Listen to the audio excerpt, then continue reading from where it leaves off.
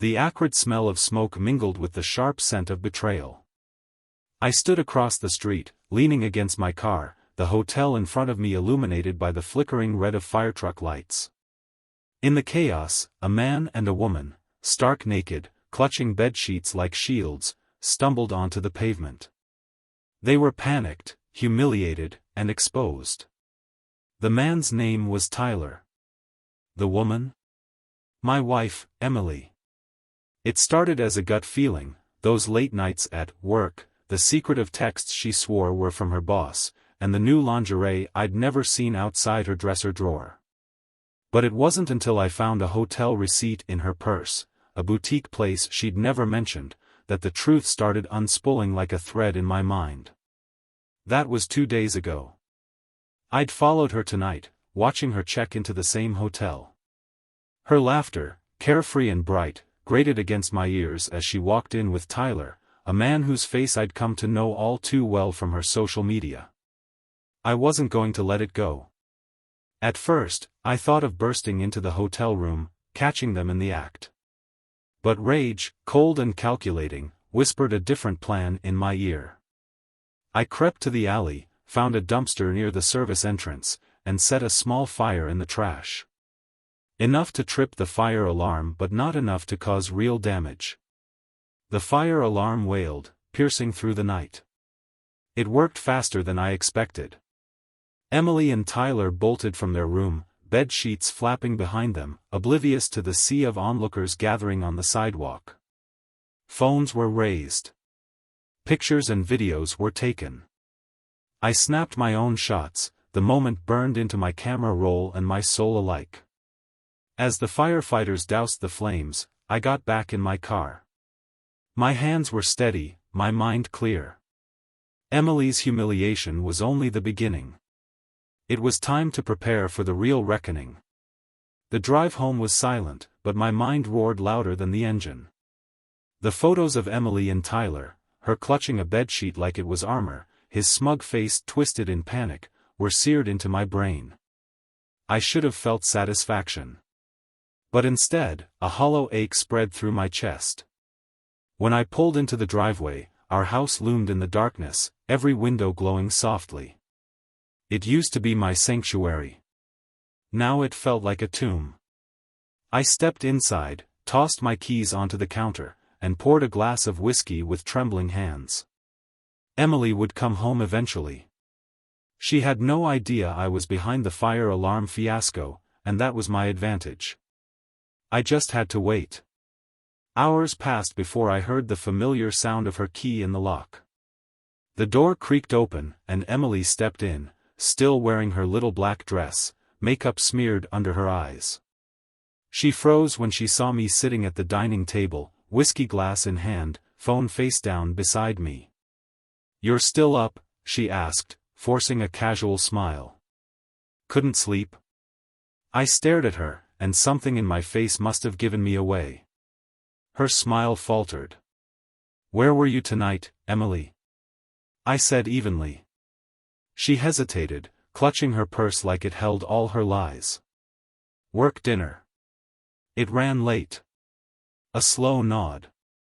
I let her stew in the silence, let her feel the weight of her own words choking her. "Work dinner. At a boutique hotel, Emily?" Her face went pale. What are you talking about?" I reached for my phone, unlocked it, and turned the screen toward her. The photos stared back at her like an executioner's axe. Her eyes widened, her breath hitched, and for a split second, I saw the woman I married, the one who used to look at me with love, not guilt. "Is this you, Emily? Or do I need glasses?" I said, my voice low and dangerous. She opened her mouth, closed it, and then, God help me, she tried to laugh. This isn't what it looks like, Adam. Not what it looks like." I barked a laugh so sharp it made her flinch. "Emily, you were naked. Outside. With him. Are you going to tell me you were playing charades in the middle of the night?" Her lips trembled, and then the switch flipped. The crocodile tears started.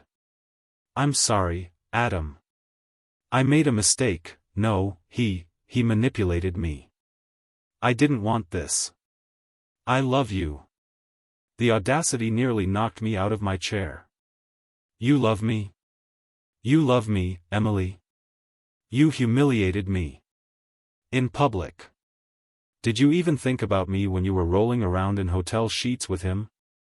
She stepped closer, her hands outstretched, but I stood up so fast my chair screeched against the floor. Don't come near me. For a moment, there was silence. Then, like flipping a switch, the tears dried up. Her expression twisted into something sharp and cruel. Fine. You want the truth, Adam? You've been boring. Predictable. You sit here with your perfect little life, thinking everything's fine while I suffocate. I stared at her, stunned into silence. Tyler made me feel alive, she continued, her voice venomous. He made me feel wanted. Something you haven't done in years. Her words were daggers, each one finding its mark. But what hit the hardest wasn't the insult, it was the clarity. She wasn't sorry. Not even a little. I took a deep breath, stepped back, and nodded slowly. Okay. That's how you feel. Good to know. I turned around, walked to the hallway closet, and grabbed a suitcase. I began throwing clothes into it, shirts, pants, socks, whatever my hands landed on. Emily watched from the doorway, arms crossed, a smirk playing at her lips. Oh, what? You're running away now? You can't handle the truth, so you're just going to pack a bag and go cry somewhere? I zipped up the suitcase and wheeled it past her. No, Emily. I'm not running away. I'm letting you have what you want. Freedom. Go be alive with Tyler. Her face flickered with something, fear, regret, maybe realization, but I didn't care anymore. I walked out to my car, shoved the suitcase in the trunk, and drove away without looking back. But this wasn't over. Not by a long shot. As I pulled into an all-night diner, sipping stale coffee under buzzing fluorescent lights, my phone buzzed with a text. It was from Emily. Emily, come home. Let's talk. I stared at the screen, my thumb hovering over the reply button. But before I could type anything, another message came through. Unknown number, you should know, Emily isn't the only one keeping secrets. My stomach dropped. Who the hell was this? And what the hell did they mean? The plot had just thickened, and I wasn't sure I was ready for where it was going. The diner buzzed with quiet chatter and clinking dishes, but all I could hear was the dull hum of dread in my chest. The message on my phone stared back at me like a loaded gun. You should know, Emily isn't the only one keeping secrets. I glanced around the diner, half expecting to see someone watching me, but all I found were tired truckers and a waitress wiping down tables. Who was this? Some sick joke? Tyler? A friend of Emily's? My fingers trembled slightly as I typed back. Who is this? What do you know? 3 dots appeared, then disappeared. Whoever this was, they were toying with me. My coffee had gone cold, but I downed it anyway, the bitter taste matching the knot in my stomach. The phone buzzed again.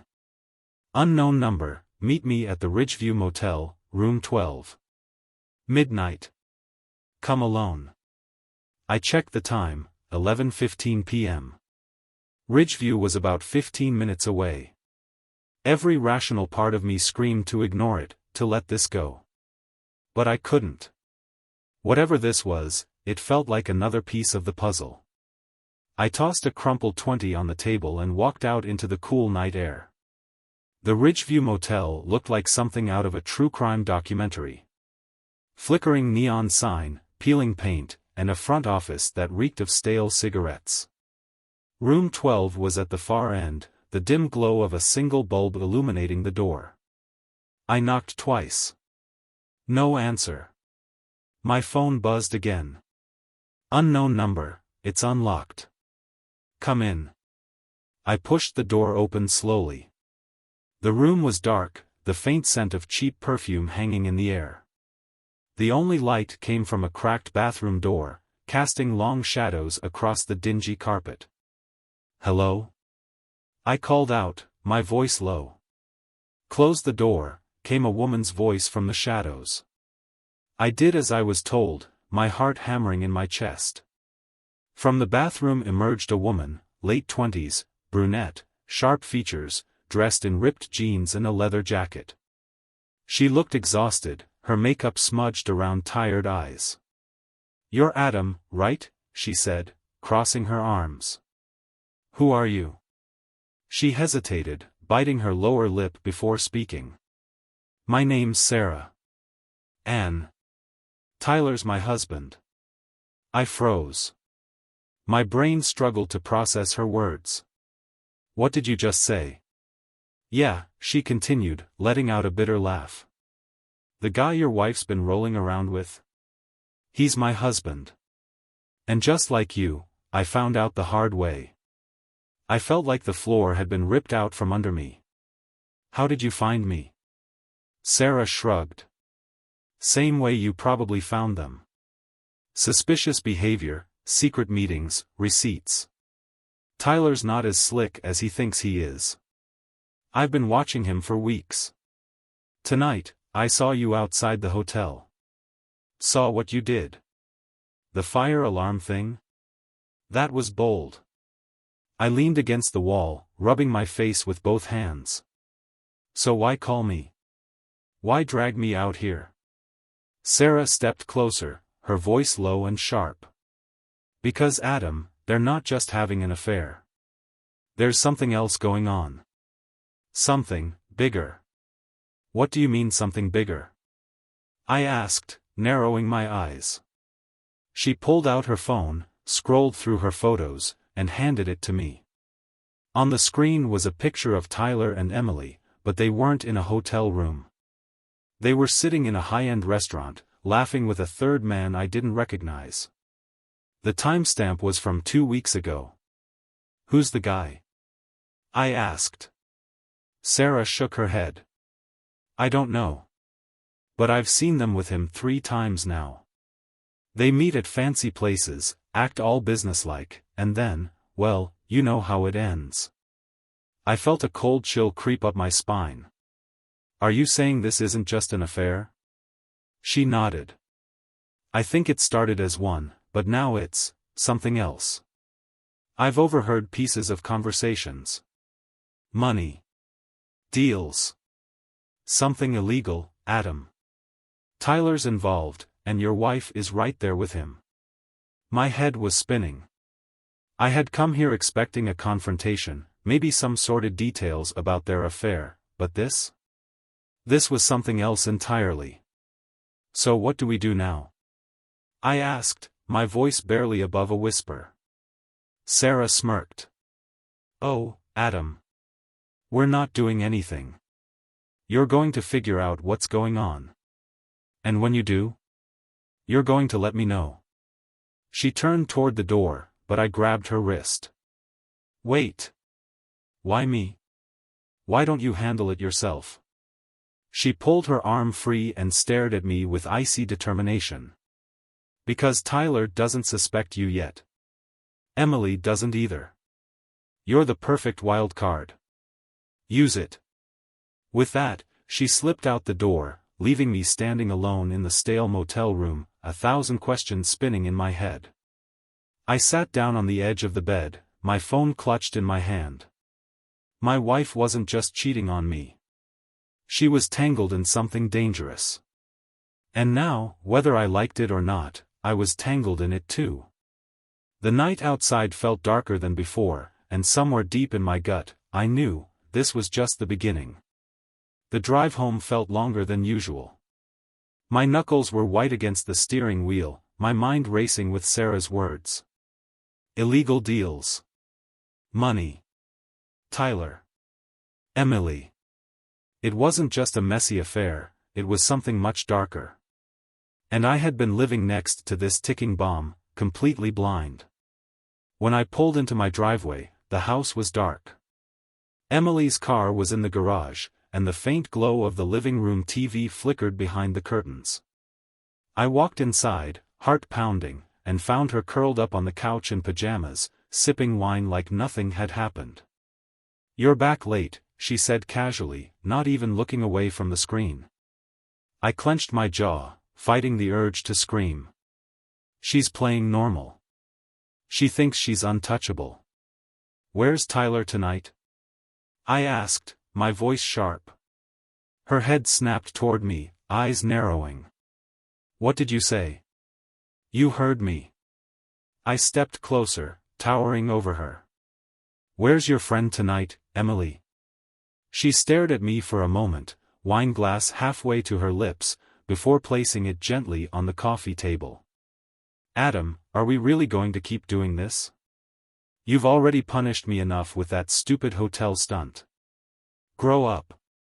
I couldn't help but laugh, a dry, humorless sound. "Punished you? Emily, you've turned our marriage into a joke, and now you want to sit here and gaslight me into thinking I'm the problem?" She stood up slowly, crossing her arms. "You're being paranoid. You always have been. You're imagining things, connecting dots that don't exist." I pulled out my phone, unlocked it, and held up the photo Sarah had shown me, Emily, Tyler, and the mysterious third man at the fancy restaurant. Her face went pale. "Who's he, Emily? Business dinner? Another mistake?" For a split second, I saw fear flash in her eyes. Then, like always, she covered it up with anger. "You've been following me now? Spying on me? That's sick, Adam." "No," I snapped, pointing at the photo. "What's sick is whatever you're tangled up in. What's sick is this. Who is he?" She bit her lip, her eyes darting to the side. He's a client. Tyler introduced me. It's nothing serious." "Nothing serious?" I said, nearly shouting. "Emily, you're in over your head. This isn't just cheating anymore, is it? What have you gotten yourself into?" Her silence spoke volumes. She didn't deny it. She didn't even try. I took a deep breath, rubbing my temples. "You know what? I don't even care anymore. You want to ruin your life? Go ahead. But you're not dragging me down with you." I turned to walk away, but her voice stopped me cold. "Adam, you don't understand. You shouldn't get involved in this." I turned back slowly. "Why? What happens if I do?" Her lip trembled, her voice a whisper. "You could get hurt. Or worse." I barely slept that night. Emily had retreated to the guest room, and I sat in the darkness of our bedroom, staring at the ceiling, piecing together fragments of the mess my life had become. By morning, I made a decision. If Emily wouldn't tell me the truth, I'd find it myself. I grabbed her laptop from the home office and started digging. Emails, financial records, anything I could find. She was careful, too careful, but people always make mistakes. And then I found it. An email chain, buried under archived folders. Messages between Emily and someone named DK. The emails were vague, but the context was clear: shipments, payments, transfers. These weren't business emails from her marketing job, this was something else entirely. One email caught my attention. "The shipment arrives Friday. Make sure Tyler handles the exchange. No loose ends this time." Friday. That was tomorrow. My stomach churned. What the hell was Emily mixed up in? Drugs? Weapons? Something worse? Before I could think too hard, my phone buzzed. Another text from Sarah. "Sarah, meet me. Same place. Noon." The Ridgeview Motel felt even seedier in the daylight. I parked and knocked on room 12 again, and Sarah opened the door, looking even more frazzled than before. "Did you find something?" she asked, closing the door behind me. I handed her Emily's laptop, showing her the email. She scanned it, her brows furrowed. "This isn't just an affair, Adam. They're running something. Smuggling, maybe. Whatever it is, it's dangerous." I nodded. "They're meeting tomorrow. Some kind of shipment exchange." Sarah leaned against the wall, rubbing her forehead. "We have to be there. We have to see what they're up to." I hesitated. "Sarah, this is getting out of control. What if?" "No," she said sharply. "You want answers, don't you? You want to know who your wife really is? Because I need to know the same about my husband. Tomorrow, we follow them. No more guessing, no more secrets." I swallowed hard and nodded. "All right. Tomorrow." As I walked back to my car, a strange sensation settled over me, part dread, part determination. Tomorrow, I would see it all with my own eyes. And whatever happened next, there would be no going back. The next day felt like an eternity. My stomach churned with anxiety, my mind racing with possibilities. Emily moved around the house like a ghost, barely speaking to me, her face pale and drawn. She was hiding something, something big, and tonight, I was going to uncover it. At exactly 6 p.m., Emily emerged from the guest room, dressed in all black. Tight jeans, leather jacket, hair pulled back into a slick ponytail. She didn't look like my wife, she looked like someone on a mission. "I'm going out," she said flatly, grabbing her keys. "Work dinner again?" I said, my voice dripping with sarcasm. She froze for a moment, her back to me, before turning slightly. "Don't wait up." The door closed behind her, and the house fell into silence. I met Sarah in an abandoned parking lot on the outskirts of town. She was leaning against her old sedan, clutching a pair of binoculars, her expression grim. "They're meeting at the old shipping docks," she said as I approached. "I've been tracking Tyler's phone. He's already there." We climbed into her car, and she drove us in silence through narrow roads and empty industrial streets. The closer we got to the docks, the more the air felt heavy, electric, like the world itself was holding its breath. The docks were dimly lit, the hum of distant machinery echoing in the cold night air. Sarah parked behind a stack of rusted shipping containers, and we climbed out, crouching low as we crept forward. From behind a container, we spotted them. Tyler stood near a black SUV, pacing nervously, while Emily leaned against the passenger door, her arms crossed tightly over her chest. Across from them stood a man I instantly recognized. It was the third man from the restaurant photo. He was older, mid-50s, with slicked-back gray hair and an expensive coat. A second SUV pulled up, and two more men stepped out. One carried a heavy briefcase, the other, a duffel bag. My pulse thundered in my ears as the exchange began. "Do you see this?" Sarah whispered, her breath fogging in the chilly air. "This isn't just some affair, Adam. This is organized. This is serious." Emily stepped forward, speaking with the older man. Her body language was tense, defensive.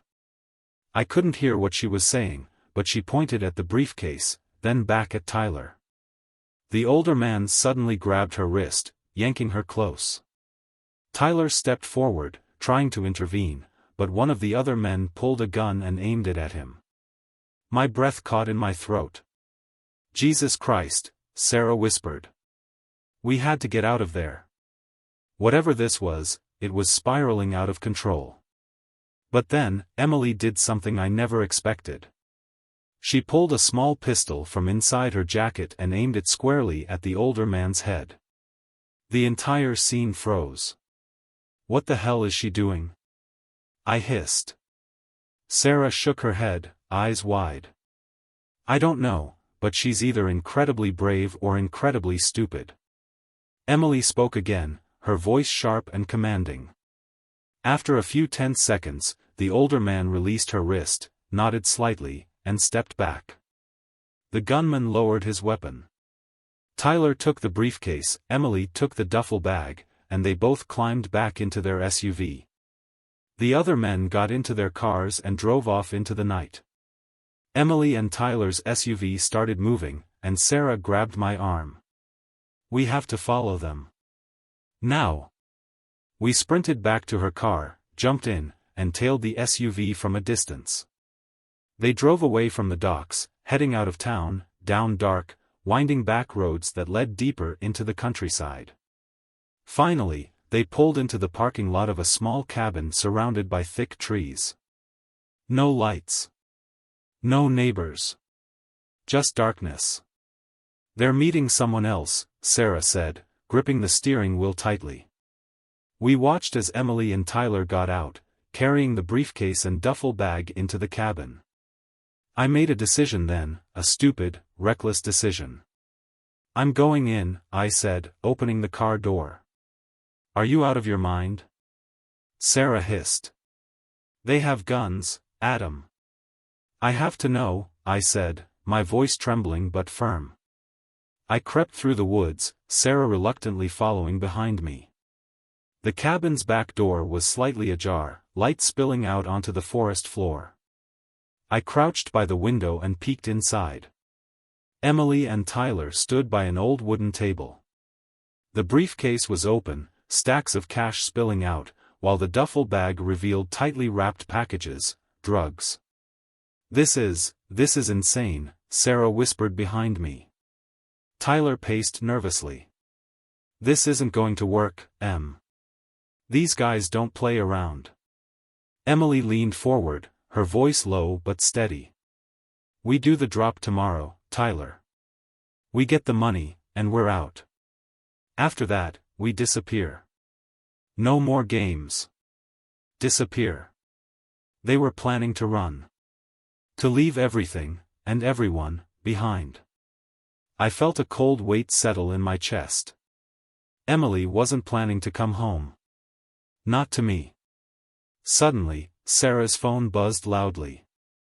Both Emily and Tyler froze, their heads snapping toward the window. "Run!" I hissed, grabbing Sarah's arm. We bolted back into the woods as Tyler stormed out of the cabin, gun in hand, shouting into the darkness. Branches whipped against my face, my heart pounded in my ears, but we didn't stop running until we reached Sarah's car. We jumped in, slammed the doors, and peeled away down the dirt road. Neither of us spoke for a long time, the car filled with the sound of our heavy breathing.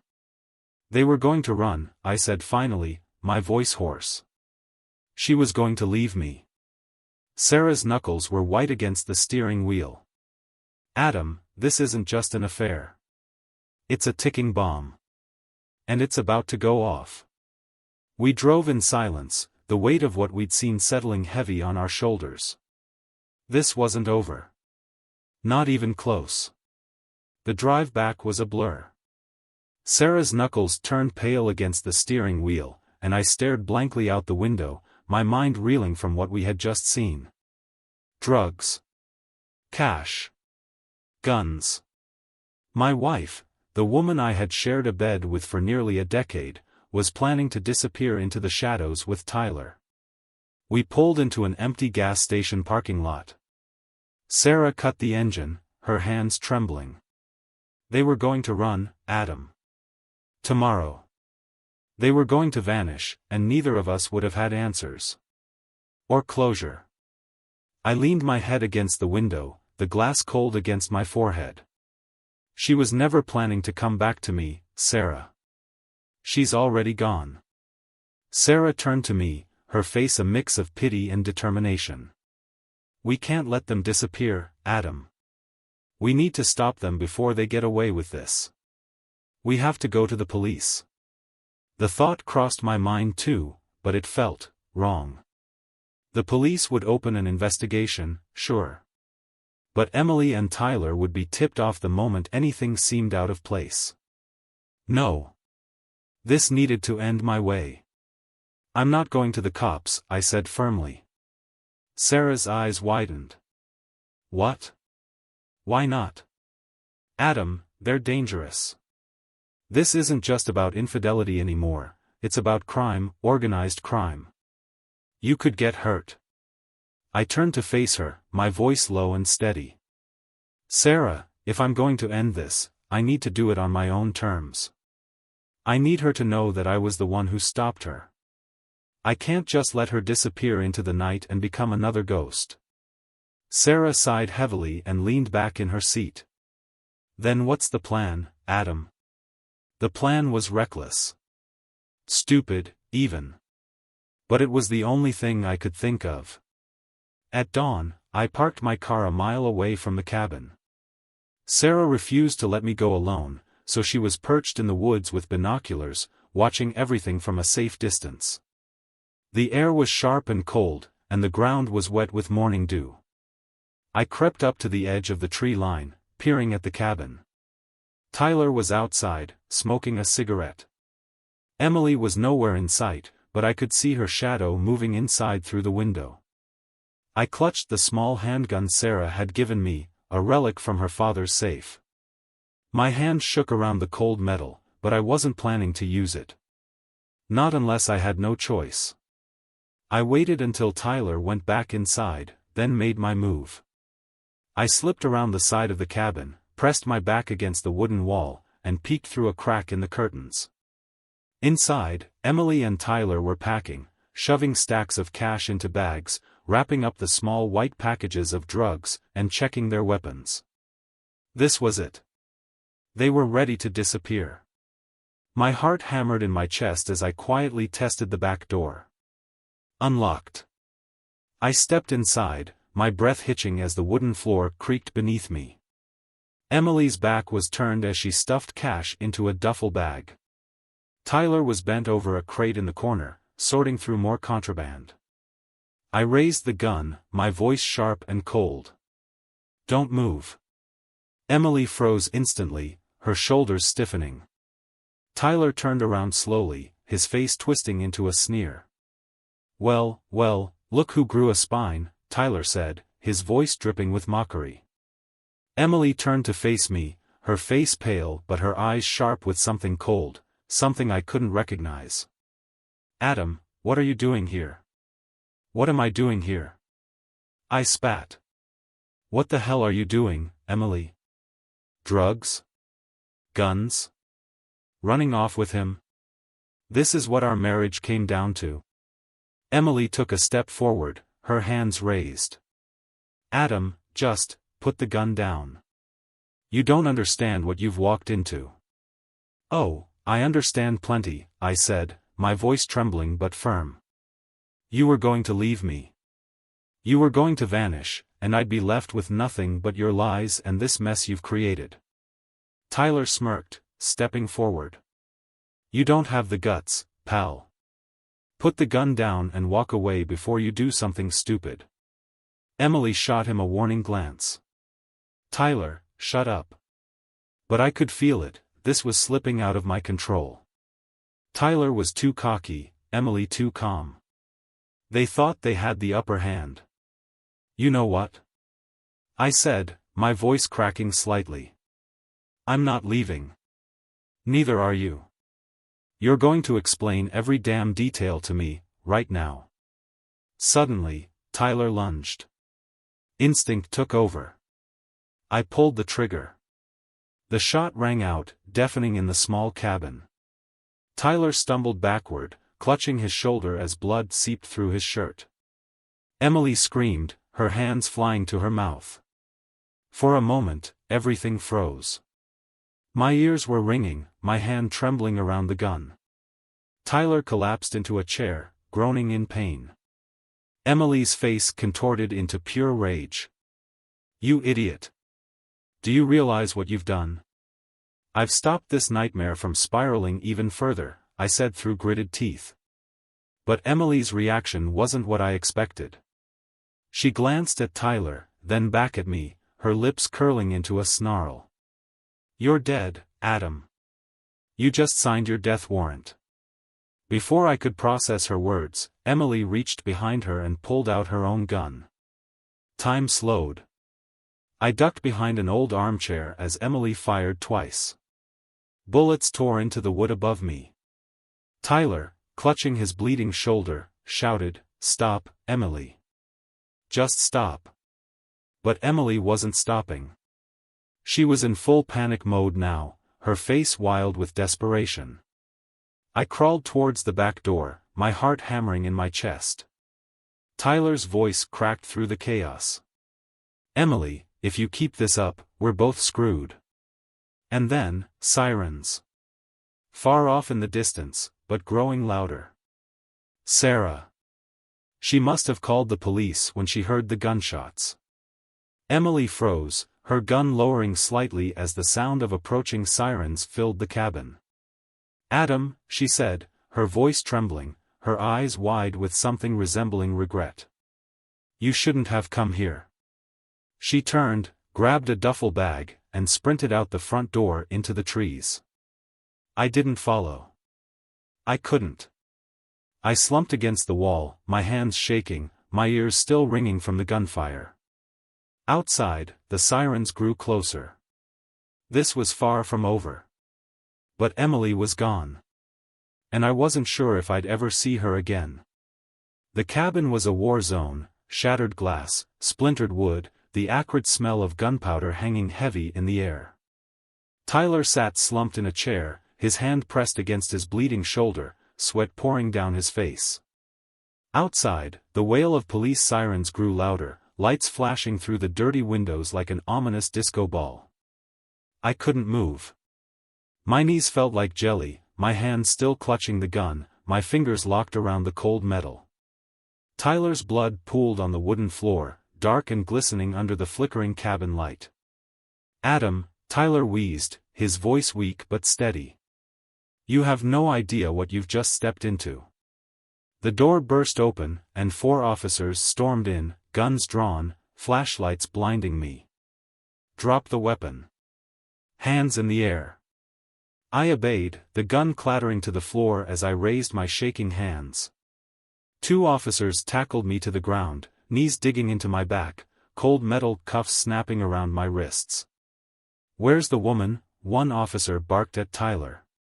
"She ran, into the woods," Tyler mumbled before slumping over. They hauled me to my feet and dragged me outside. The cold morning air hit me like a slap. Sarah stood near her car in the distance, hands over her mouth, her eyes red and brimming with tears. "Adam," she called out, but an officer stopped her from getting any closer. They shoved me into the back of a patrol car, and as I sat there, staring at the flashing lights, I realized something chilling: Emily was gone. And knowing her, she wouldn't let herself get caught. Hours later, I sat in a stark, white interrogation room, my hands cuffed to the metal table in front of me. The fluorescent lights buzzed overhead, and every creak of the door made my heart jump. Detective Mark Reynolds walked in, a gruff man in his late 40s with a permanent scowl etched across his face. He tossed a thick folder onto the table and sat down across from me, folding his hands. "Adam Hayes," he said, dragging out my name as if it left a bad taste in his mouth. "Corporate manager. Married. No criminal record. And yet here we are, caught in the middle of a drug deal gone sideways, with 1 man shot and a woman on the run. Care to explain?" I swallowed hard. "It's not what it looks like." Reynolds raised an eyebrow. "It never is." I took a deep breath and spilled everything. The affair, the photos, the confrontation, the docs, the drugs, the money, every ugly, bitter detail. By the time I finished, Reynolds leaned back in his chair, his expression unreadable. "So, let me get this straight. Your wife was planning to run off with her lover after pulling off a drug deal, and you, out of sheer spite, I assume, followed them to the cabin, pulled a gun, and shot the guy. It wasn't out of spite." I snapped. Tyler lunged at me. I had no choice. Reynolds stared at me for a long time, tapping his pen against the folder. Do you have any idea who these people are, Adam? This isn't some petty street-level deal. These guys are connected. Your wife wasn't just running away with a lover, she was running away from something much bigger. And now? You've stirred up a hornet's nest. His words hung in the air like smoke. Where's Emily now? I asked, my voice barely above a whisper. Reynolds shook his head. She's in the wind. But trust me, she won't stay gone forever. People like her always surface when the money runs out or the heat gets too close. He stood, gathering his folder. You're lucky, Adam. Tyler survived, and your story checks out, for now. But don't go far. You're not off the hook yet. The door closed behind him with a heavy thud. Sarah picked me up outside the station later that night. Her car idled at the curb as I climbed into the passenger seat. Neither of us spoke for a long while as she drove us back to my house. When we pulled into the driveway, the place felt unfamiliar, like someone else's life. The porch light flickered weakly, and the shadows seemed deeper than usual. Inside, the silence was suffocating. Adam, Sarah said softly, placing a hand on my arm. Are you okay? I stared at the photos still scattered across the dining table, the ones of Emily and Tyler at the restaurant, the blurry surveillance shots from the docks. No, Sarah. I'm not okay. Nothing about this is okay. She sighed, pulling me into a tight hug. For a brief moment, I let myself sink into the warmth of her embrace before pulling away. What now? She asked. I don't know, I admitted. But I'm not done. Emily's out there, Sarah. And whatever she's wrapped up in, it's dangerous. I can't just let it go. Sarah's face tightened with concern. Please don't do anything stupid, Adam. But I couldn't make that promise. That night, sleep eluded me. Every time I closed my eyes, I saw Emily's face, cold, calculating, twisted with anger. I saw the barrel of her gun pointed at me. I heard the sharp crack of gunfire. Somewhere out there, she was still running. But the question wasn't if she'd come back, it was when. And when she did, I'd be ready. 2 months had passed since the chaos at the cabin. 2 months of restless nights, unanswered questions, and paranoia eating away at every corner of my mind. Emily had vanished like smoke in the wind, leaving behind only shattered memories and a trail of destruction. Tyler survived, but he had lawyered up and kept his mouth shut. The police had nothing concrete on Emily, and as far as I knew, she was still out there, free, dangerous, and undoubtedly plotting her next move. Sarah checked in on me regularly, but our conversations had grown strained. She wanted me to let it go, to move on, to start over. But how could I? How do you just move on when the person you loved turned out to be a stranger, a ghost wrapped in lies and malice? It wasn't over. I could feel it in my bones. And I was right. It was a cold Tuesday evening when I found the note. Stuffed under my windshield wiper, a small, crumpled piece of paper in Emily's handwriting. Meet me where it all began. Midnight. No signature. No details. But I knew where she meant, the pier. The same pier where I had first caught her with Tyler, where this nightmare had begun. I sat in my car for nearly an hour, staring at the note, my pulse pounding in my ears. This was it. She was reaching out. But was it a trap? Did she want closure, or revenge? I grabbed Sarah's father's pistol from the glove compartment and tucked it into the back of my waistband. The pier was deserted when I arrived. A cold wind howled across the water, and the distant glow of city lights flickered on the choppy waves. I walked cautiously along the wooden planks, every creak beneath my feet echoing into the night. And then I saw her. Emily stood at the edge of the pier, her hair whipping in the wind, her trench coat pulled tight around her. Her silhouette was framed against the moonlight, and for one fleeting second, she almost looked like the woman I had married, the woman I had loved. But then she turned, and I saw her face. Cold. Sharp. Unforgiving. "Adam," she said softly. "Emily." We stood there, 10 feet apart, the gulf between us wider than any ocean. "You came," she said, tilting her head slightly. "You left me a note," I replied bitterly. "I figured it was time to finally end this." She smirked, a cruel, hollow expression. "You always were predictable." I clenched my fists. "Why, Emily?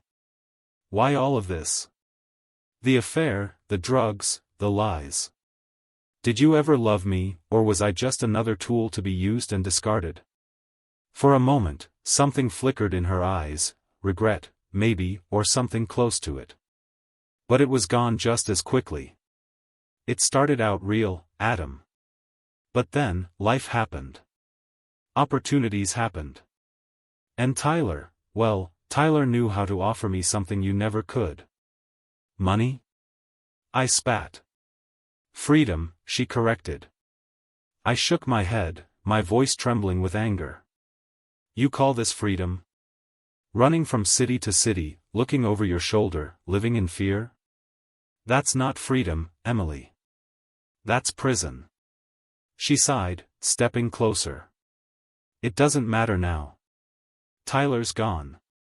The deal fell apart. And now I'm out of time." I noticed then, her hands were trembling. Her eyes darted to the shadows behind me. "Who's after you, Emily?" I asked, my voice low. She hesitated, then said, "People you don't want to meet, Adam." I tried to fix it. I thought I could outrun them, outsmart them. But it's too late. She reached into her coat pocket, and I instinctively pulled the pistol from my waistband, pointing it at her. "Don't," I warned. Emily froze, then slowly pulled out a small envelope and tossed it onto the pier between us. "In there are account details, names, places. If I don't make it out of tonight, you need to take that to the police." I didn't lower the gun. "What happens now, Emily? Are you running again? Are you expecting me to just let you vanish into the night?" Her lips trembled, and for the first time in months, I saw fear in her eyes. "No, Adam. I don't think I'm running anywhere." The sound of tires screeching shattered the silence. Headlights appeared at the edge of the pier, and 3 men in dark suits spilled out of a black SUV, guns drawn. "Emily," one of them shouted. She turned to me, her voice breaking. "Run, Adam." Gunfire erupted. Emily dove to the side, pulling her own pistol from her coat and returning fire. I scrambled behind a stack of crates, bullets splintering the wood around me. The air was filled with smoke, the acrid smell of gunpowder, and Emily's sharp, ragged breaths. I peeked out in time to see one of the men drop, clutching his stomach. Emily was a good shot, deadly, even. But there were too many of them. I watched in horror as Emily staggered backward, clutching her side. Blood seeped through her coat, and she fell to her knees, her pistol clattering onto the pier. "Emily!" I shouted. The men approached cautiously, guns still trained on her trembling form. One of them kicked her weapon away, while another stepped forward and aimed his gun directly at her head. Without thinking, I stood and fired. 1 shot. 2 shots. Both hit their mark. The remaining men scattered, running back towards the SUV as I rushed to Emily's side. She coughed, blood trickling from the corner of her mouth. Her eyes met mine, soft, vulnerable, human. "Adam," she whispered. "Stay with me, Emily. Please. Stay with me." But her head tilted back, her eyes fixed on the starless sky. She was gone. The police arrived minutes later. The pier was swarmed with flashing lights, shouting officers, and the faint smell of death lingering in the cold air. I handed them the envelope Emily had given me, my hands stained with her blood. In the end, the information she left behind unraveled a tangled web of crime and corruption. Tyler was arrested again, the remaining gang members were rounded up, and Emily was buried in a quiet corner of a cemetery, far from the chaos she had lived in. Sarah stood by me at the funeral, her hand in mine. She made her choice, Sarah said softly. Yeah, I replied, my voice cracking. But in the end, she tried to fix it. The wind whispered through the trees as I stared at Emily's grave. The woman I had loved was gone. But the nightmare was finally over. The end.